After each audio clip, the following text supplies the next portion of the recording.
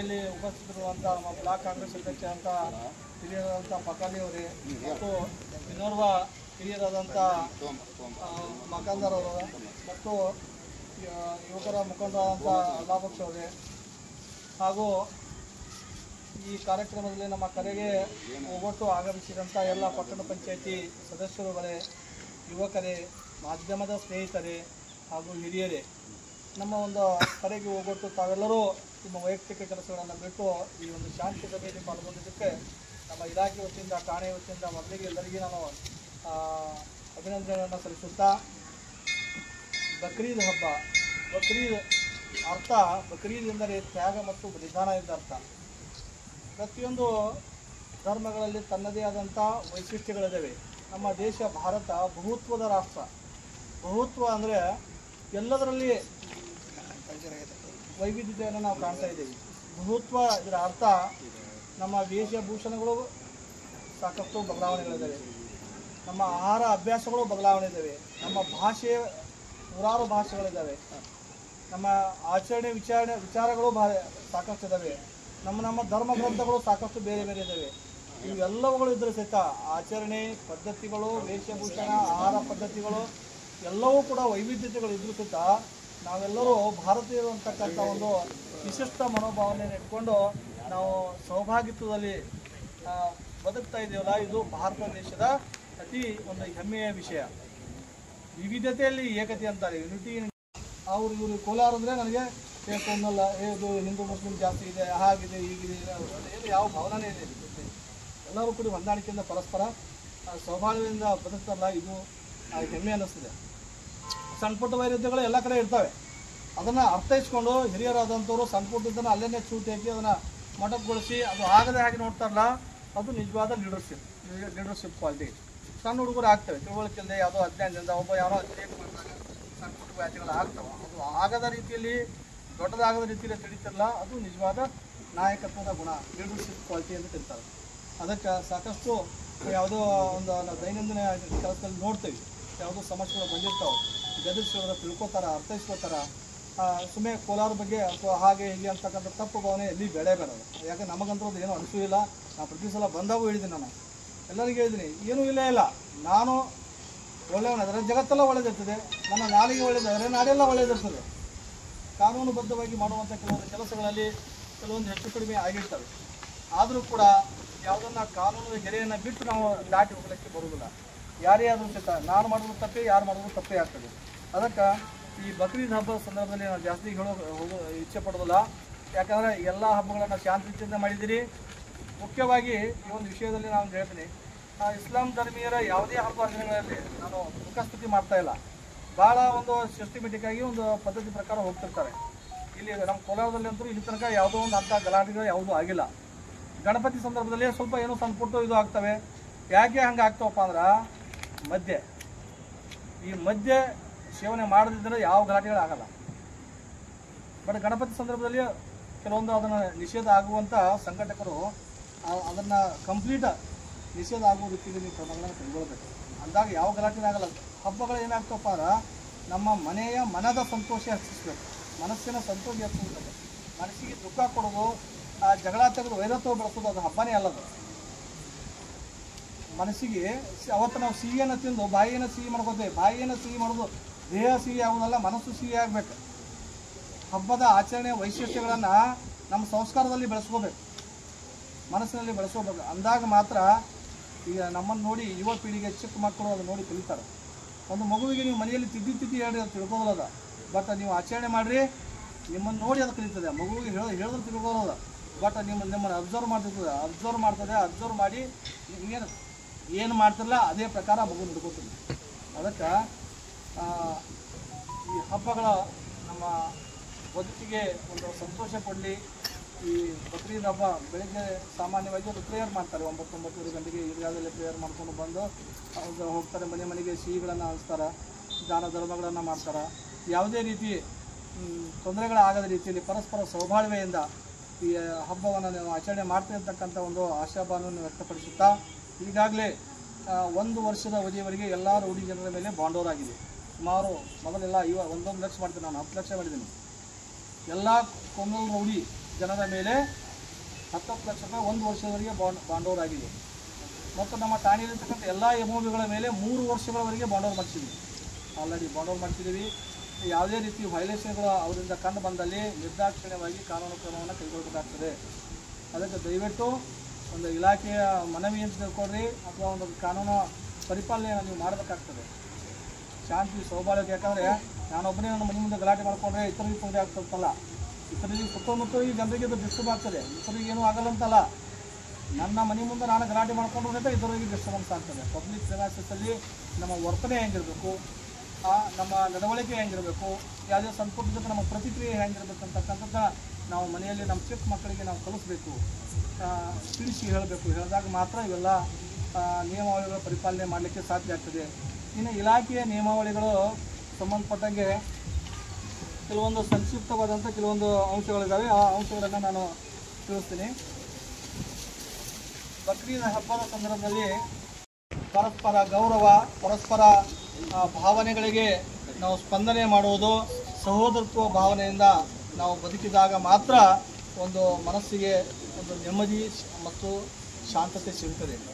ಕಾನೂನುಗಳು ಪರಿಪಾಲನೆಯೇ ಬೇರೆ, ನಾವು ಭಾವನೆಗಳ ರೀತಿಯಲ್ಲಿ ಬದುಕುವುದೇ ಬೇರೆ. ಪರಸ್ಪರ ಹಬ್ಬ ಹರಿದಿನಗಳನ್ನು ಆಚರಣೆ ಮಾಡುವುದು ಅದಕ್ಕೆ ಸುಗ್ಗಿಗಳನ್ನು ಅಥವಾ ಯಾವುದೋ ಒಂದು ದಿನನಿತ್ಯ ನಮ್ಮ ಕಾಯಕಗಳನ್ನು ಮಾಡ್ತಾ ಇರ್ತೀವಿ. ಆ ಕಾಯಕಗಳಲ್ಲಿ ಬಿಡುವನ್ನು ಮಾಡಿಕೊಂಡು ಒಂದು ವಿಶಿಷ್ಟ ಸಂದರ್ಭಗಳಲ್ಲಿ ಹಬ್ಬ ಹರಿದಿನಗಳನ್ನು ಮಾಡೋದರ ಮೂಲಕ ಒಂದು ವಿಶಿಷ್ಟವಾದಂಥ ಪೂಜೆ ಪುನಸ್ಕಾರಗಳು, ವಿಶಿಷ್ಟವಾದಂಥ ಪ್ರೇಯರ್ಗಳು, ಪ್ರಾರ್ಥನೆಗಳು, ವಿಶಿಷ್ಟವಾದಂಥ ಆಹಾರ ಪದ್ಧತಿಗಳನ್ನು ಮಾಡಿಕೊಂಡು ನಮ್ಮ ಮುಂದಿನ ಜನಾಂಗಕ್ಕೆ ಈ ಹಬ್ಬ ಹರಿದಿನಗಳ ಆಚರಣೆಯ ಮಹತ್ವವನ್ನು ನಾವು ತಿಳಿಸಿಕೊಡ್ಬೇಕಾದಂಥ ಒಂದು ವಿಶಿಷ್ಟ ಕಾರ್ಯಕ್ರಮಗಳನ್ನು ನಾವು ಆಚರಣೆ ಮಾಡ್ಕೊತ ಪಾರಂಪರಿಕವಾಗಿ ಬಂದಿದ್ದೇವೆ. ತಲೆಮಾಂತರಗಳಿಂದ ಆಚರಣೆ ಮಾಡ್ಕೊಂಡು ಬಂದಿದ್ದೇವೆ. ಈ ಹಬ್ಬಗಳ ಸಂದರ್ಭದಲ್ಲಿ ಯಾವುದೇ ರೀತಿಯ ಕಾನೂನುಗಳ ತೊಡಕುಗಳು ಆಗಬಾರ್ದು, ಕಾನೂನು ವಿರೋಧಿ ಕೃತ್ಯಗಳು ಯಾವುದೂ ಆಗಬಾರ್ದಕ್ಕಂಥ ಒಂದು ವಿಚಾರಧಾರೆಯನ್ನು ಇಟ್ಕೊಂಡು ನಮ್ಮ ಇಲಾಖೆಯ ವತಿಯಿಂದ ಕೆಲವೊಂದು ಮಾರ್ಗಸೂಚಿಗಳನ್ನು ನಾವು ಇಲಾಖೆಯ ಮೇಲಾಧಿಕಾರಿಗಳ ಒಂದು ಆದೇಶದ ಮೇರೆಗೆ ನಾವು ಪ್ರತಿ ವರ್ಷ ವಾಡಿಕೆ ಅಂತ ಈ ಕಾರ್ಯಕ್ರಮವನ್ನು ನಾವು ಮಾಡ್ತಾಯಿದ್ದೀವಿ. ಮುಖ್ಯವಾಗಿ ಯಾವ ಇಲ್ಲಿನ ಕೋಲಾರಲ್ಲಿ ಹಾಗೆ ಹೀಗೆ ಅಂತ ಏನೋ ಹೇಳ್ತಾ ಇದ್ರು ಬರೋದಕ್ಕಿಂತ ಬರೋದು, ನಮಗೆ ನೋಡಿದೇವಿಲ್ಲ ಇಲ್ಲಿ ಬಂದು ಕೂಡಲೇ ಆ ರೀತಿ ಭಾವನೆ ಇಲ್ಲ, ಆ ರೀತಿ ಯಾವುದೂ ತೊಂದರೆ. ನಾವು ಸರಿಯಾದ ರೀತಿಯಲ್ಲಿ ನಾವು ಸಾರ್ವಜನಿಕರ ಜೊತೆಗೆ ನಾವು ವರ್ತನೆ ಮಾಡಿದ್ದೀವಿ ಆದ್ರೆ ಸಾರ್ವಜನಿಕರು ನಮಗೆ ಗೌರವ ಕೊಟ್ಟೇ ಕೊಡ್ತಾರೆ. ಈಗ 4 ಜನ ಹೇಳಿದ್ರು, ನಮ್ಮ ಎಲ್ಲ ವಸ್ತು ಭಾಳ ಚೆನ್ನಾಗಿ ಹೇಳಿದ್ರು, ಒಂದು ಹಬ್ಬ ಹರಿದಿನಗಳ ಸಂಪ್ರದಾಯಗಳ ಆಚರಣೆ ಭಾಳ ಒಳ್ಳೆಯದು ಹೇಳಿದ್ರು. ಈ ಸಂದರ್ಭದಲ್ಲಿ ನಾನು ಏನನ್ನು ಹೇಳೋಕ್ಕೆ ಇಷ್ಟಪಡ್ತೀನಪ್ಪ ಅಂದ್ರೆ, ಸಣ್ಣ ಪುಟ್ಟ ವ್ಯಾಜ್ಯಗಳು ಆಗ್ತವೆ, ಸಣ್ಣ ಪುಟ್ಟ ವೈಮನಸ್ಗಳು ಆಗ್ತವೆ. ಎದಕ್ಕೆ ಆಗ್ತದೆ? ನಮ್ಮ ತಿಳುವಳಿಕೆ ಕೊರತೆಯಿಂದ ಆಗ್ತದೆ. ಸಡನ್ ಪ್ರೊವೊಕೇಶನ್, ಅದು ತಕ್ಷಣದ ಕಾರಣಗಳು. ಒಂದು ಸಣ್ಣ ಯಾವುದೋ ಒಂದು ಇನ್ಸಿಡೆಂಟ್ ಇರ್ತದೆ, ಒಬ್ಬರು ಸಹಿಸ್ಕೊಂಡ್ಬಿಟ್ರೆ ಮತ್ತೊಬ್ಬರು ಆಯ್ತಪ್ಪ ಅಂತ ಹೋಗಿರ್ತಾನೆ. ಈಗ ನಾನು ಒಂದು ಗುಂಪಿನಲ್ಲಿ ಇರ್ತೀನಪ್ಪ, ಯಾರೋ ಬಂದು ನನ್ನ ಕಾಲು ತುಳಿದಾದ್ರೆ ನಾನು ಕಾಲು ತುಳಿಸ್ಕೊಂಡವನ ಸಾರಿ ಬ್ರದರ್ ಅಂದರೆ ನಾನೇ ಅಂದ್ಬಿಟ್ಟಿದ್ದೆ, ಇಪ್ಪೋ ನಾನು ಅವನಿಗೆ ತನ್ನ ಪಾಪ ಪ್ರತ್ಯೇಕಾಗ್ತದೆ. ಅವತ್ತು ಕಾಲು ತುಳಿದಿದ್ದು ಅವ್ನು ಗೊತ್ತಿಲ್ಲದೆ ತುಳಿದಿರ್ಬೋದು, ಇಪ್ಪೋ ಅವನಿಗೆ ತುಳಿಸ್ಕೊಂಡು ಅವನಿಗೆ ಸಾರಿ ಅಂತ ಅಲ್ಲ. ಸೋಲುವುದರಲ್ಲೇ ನಿಜವಾದ ಗೆಲುವಿದೆ. ಯಾರು ಸೋಲ್ತಾರ ಆ ಸೋಲಿನ ಅದರಲ್ಲಿ ದೊಡ್ಡ ಗೆಲುವಿದೆ. ನಾವು ಎಷ್ಟು ಸಹನೆಯನ್ನು ತೊಗೋತೀವಿ, ಸಹನೆ ತೊಗೊಂಡಷ್ಟು ಒಂದು ದೊಡ್ಡದಾದಂಥ ಒಂದು ಗೆಲುವಿಗೆ ಒಂದು ಕಾರಣ ಆಗ್ತದೆ.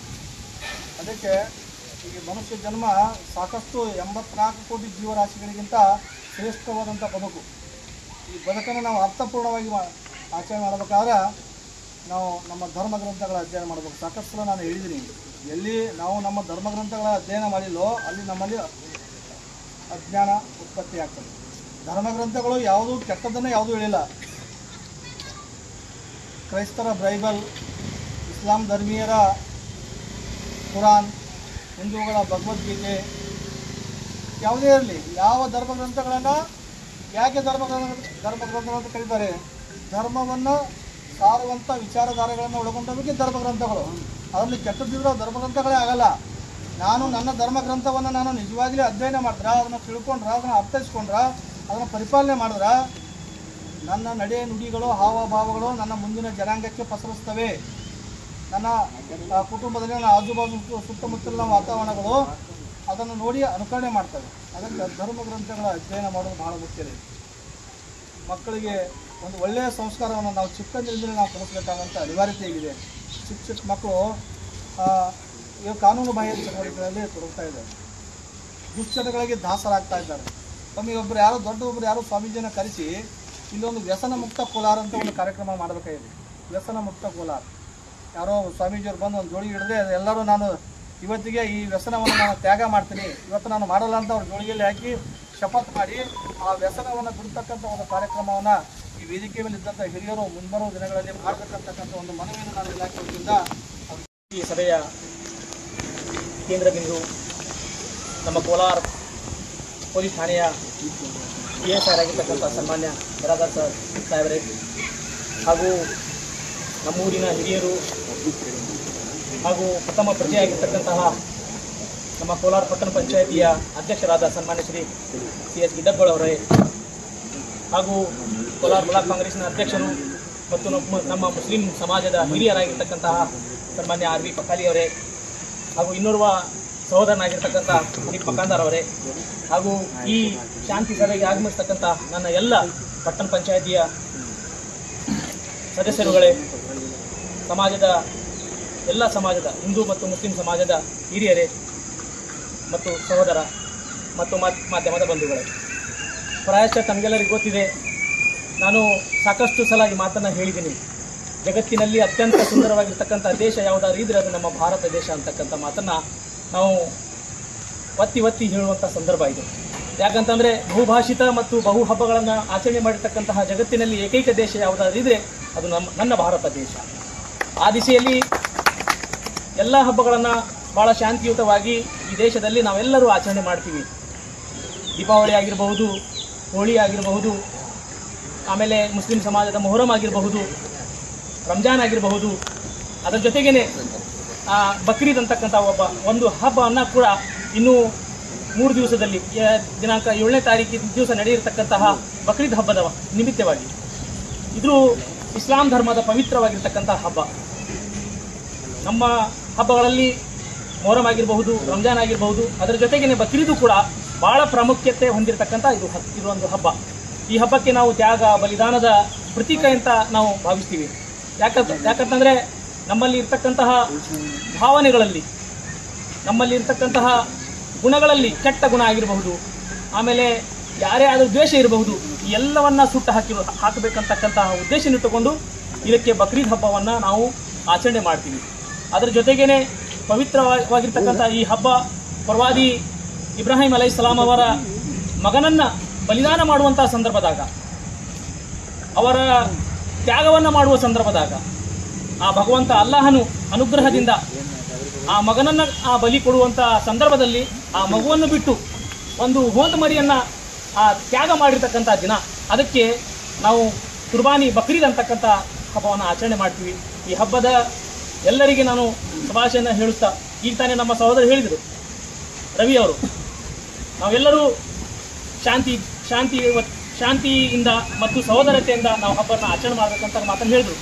ಅದಕ್ಕೆ ನಾವೆಲ್ಲರೂ ಕೂಡ ಅವ್ರು ಹೇಳಿದ ಹಾಗೆ ಯಾವುದೇ ಧರ್ಮದವರಿಗೆ ಅನ್ಯತೆ ಭಾವಿಸಬಾರದ ಅಂಥ ಸಂದರ್ಭದಲ್ಲಿ ನಾವು ಸಹೋದರತೆಯಿಂದ ಮತ್ತು ಪ್ರೀತಿ ವಾತ್ಸಲ್ಯದಿಂದ ಈ ಹಬ್ಬವನ್ನು ನಾವು ಆಚರಣೆ ಮಾಡ್ತೀವಿ ಅಂತಕ್ಕಂಥ ವಾಗ್ದಾನ ಕೂಡ ಈ ವೇದಿಕೆಯ ಮುಖಾಂತರವಾಗಿ ನಾನು ಹೇಳಲಿಕ್ಕೆ ಇಚ್ಛಪಡ್ತಾ ಇದ್ದೇನೆ. ಅದರ ಜೊತೆಗೆ ನಾನು ಯಾವಾಗಲೂ ಇಸ್ಲಾಂ ಧರ್ಮ ಎಂದೂ ಇನ್ನೊಂದು ಧರ್ಮಕ್ಕೆ ಕೆಟ್ಟವನ್ನು ವಿಚಾರವನ್ನು ಇಟ್ಟುವಂಥ ನಿಟ್ಟಿನಲ್ಲಿ ಯಾವುದೇ ಸಂದೇಶವನ್ನು ಇಸ್ಲಾಂ ಧರ್ಮ ಸಾರುವುದಿಲ್ಲ. ಇಸ್ಲಾಂ ಧರ್ಮ ಪ್ರೀತಿ, ಇಸ್ಲಾಂ ಧರ್ಮ ಸಹೋದರತೆಯನ್ನು, ಇಸ್ಲಾಂ ಧರ್ಮ ಎಲ್ಲರನ್ನ ಒಗ್ಗೂಡಿಸುವಂತಹ ಧರ್ಮವಾಗಿದೆ. ಯಾವುದೇ ಧರ್ಮದಲ್ಲಿಯೂ ಕೂಡ, ಹಿಂದೂ ಧರ್ಮ ಆಗಿರಬಹುದು, ಇಸ್ಲಾಂ ಧರ್ಮ ಆಗಿದ್ದು, ಯಾವುದೇ ಧರ್ಮದಲ್ಲಿಯೂ ಕೂಡ ಇನ್ನೊಬ್ಬರಿಗೆ ತೊಂದರೆ ಕೊಡುವಂತಹ ಪಾಠ ಬೋಧನೆ ಯಾವ ಧರ್ಮ ಕೂಡ ಮಾಡುವುದಿಲ್ಲ. ಆ ದಿಸೆಯಲ್ಲಿ ಕೆಲವೊಂದು ದುಷ್ಟ ವಿಚಾರ ಇಟ್ಟುಕೊಂಡಿರ್ತಕ್ಕಂತಹ ಎರಡೂ ಧರ್ಮದಲ್ಲಿ ಇರಬಹುದು ಯುವಕರು, ಹಿಂದೂ ಧರ್ಮದಲ್ಲಿ ಇರಬಹುದು, ಮುಸ್ಲಿಂ ಧರ್ಮದೂ ಇರಬಹುದು. ಆದರೆ ಅಂತಹ ದುಷ್ಟ ವಿಚಾರವನ್ನು ಇಟ್ಟಿರ್ತಕ್ಕಂಥ ಯುವಕರಿಗೆ ನಮ್ಮೆಲ್ಲ ಹಿರಿಯರಿದ್ದಾರೆ, ಅವರ ಮಾರ್ಗದರ್ಶನದಲ್ಲಿ ಅವರ ಜವಾಬ್ದಾರಿಯಿಂದ ನಾವು ಯಾವುದೇ ಅನಾಹುತಗಳನ್ನು ಆಗಲಾರದಂಥ ನಿಟ್ಟಿನಲ್ಲಿ ನಾವು ಅದಕ್ಕೆ ಭಾಳಷ್ಟು ವಿಚಾರವನ್ನು ಇಟ್ಟುಕೊಂಡು ಶಾಂತ ರೀತಿಯಿಂದ ನಾವು ಹಬ್ಬಗಳನ್ನು ಆಚರಣೆ ಮಾಡುವಂತಹ ನಮ್ಮ ಸಂಪ್ರದಾಯಕ ಇದೆ. ಹಿರಿಯರು ಕೂಡ ಅದರ ಜವಾಬ್ದಾರಿಯನ್ನು ಹೊತ್ತಿಕೊಂಡು ಅದರ ಮಾಡ್ತಾರೆ. ಅದಕ್ಕೆ ನಾವು ತಲೆಬಾಗಿ ನಮ್ಮ ಹಿರಿಯರಿಗೆ ಕನ್ನಡ ಧ್ವನಿ ಚಾನೆಲ್ ಅನ್ನು ಸಬ್ಸ್ಕ್ರೈಬ್ ಮಾಡಿ ಮತ್ತು ನಮ್ಮ ಹೊಸ ವಿಡಿಯೋ ಎಲ್ಲರಿಗಿಂತ ಮುಂಚೆ ನೋಡಲು ಪಕ್ಕದಲ್ಲಿರುವ ಬೆಲ್ ಐಕಾನ್ ಅನ್ನು ಕ್ಲಿಕ್ ಮಾಡಿ.